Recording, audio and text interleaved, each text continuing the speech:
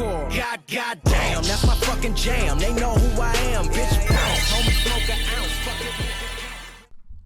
Hey Kupos, what's up? Finally here today, Final Fantasy Talk, and today we're going to talk about some more Final Fantasy 15 discussion today. And as you see for the title, yes, it is a will you oversell Final Fantasy VII? Is that ever even possible? Well, if you don't know, we got news yesterday about Final Fantasy 15 about the sad ending story, how Square wants to make us basically cry over their ending, which, you know, I'm pretty sure they've done that before.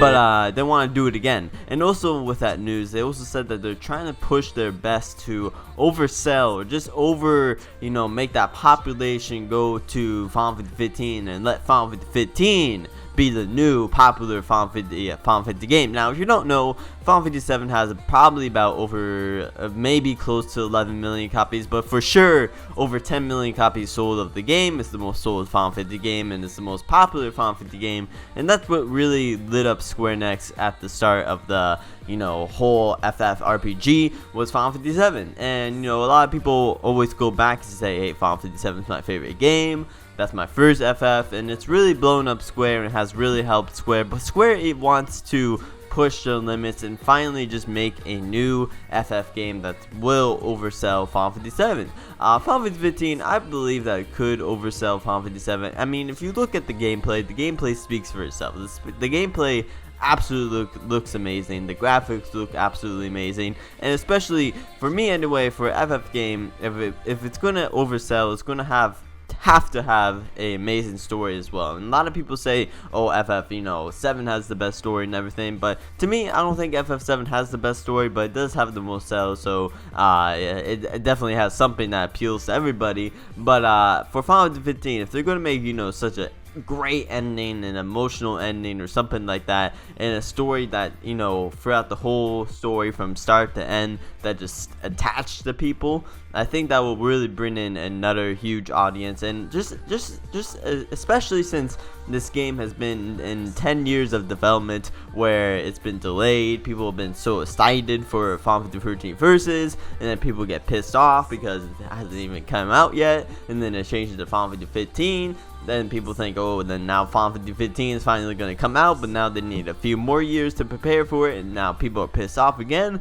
But now that the release date for Final Fantasy 15 is finally coming this month, a lot of people are getting attention. And I think the way we're going to see if Final Fantasy 15 oversells Final Fantasy 7 is, one, this month when the live stream happens for the Final Fantasy 7 or Final Fantasy 15 event.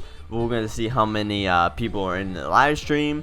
When the release date gets announced, we'll see the trends on Twitter, see how far that goes out for. And then of course, when the game finally does come out, in the first week of selling, if it does just incredibly great, then we'll know if that will actually surpass the Final Fantasy 7. But about 11 million copies, yes, that is a lot.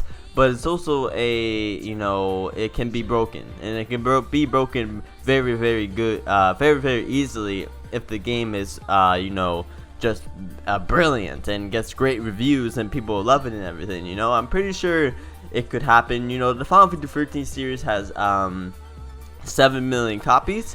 Before the gameplay and the game came out, everybody was excited for Final Fantasy 13. People thought this was going to surpass Final Fantasy 7, and then when the game actually came out and everything, of course people bought it. It sold so good for the first week and everything. But then when people bought it, played it and everything, people, not a lot of people gave it good enough credit, and that's why the sales just completely slowed down. Now, if Final Fantasy 13 did appeal to everybody, I like Final Fantasy 13, but if it did appeal to everybody, it would definitely have surpassed Final Fantasy 7. Final Fantasy 13 has 7 million copies, so if it was a credible game to everybody, then it would definitely have surpassed Final Fantasy VII. But now I'm pretty sure Square Enix has learned from their mistakes. You know, I'm just doing that because I don't think the 13th series was that bad. But you know, they'll learn from their mistakes and hopefully make Final Fantasy 15 appeal to everybody. And also they're adding real stuff to the Final Fantasy, like, you know, this,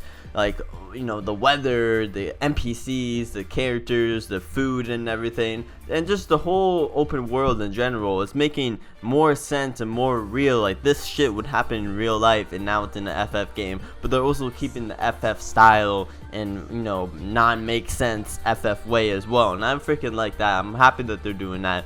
And, you know, if everything goes according to plan, I think it definitely could surpass Final Fantasy VII. And honestly, I hope it surpassed Final Fantasy VII, because honestly, I want a new game that everybody's going to talk about, and I hope Final Fantasy 15 is that game. So anyway, Kupos, let me know in the comments what you think about it. What do you think? Do you think Final Fantasy 15 could surpass and oversell Final Fantasy VII?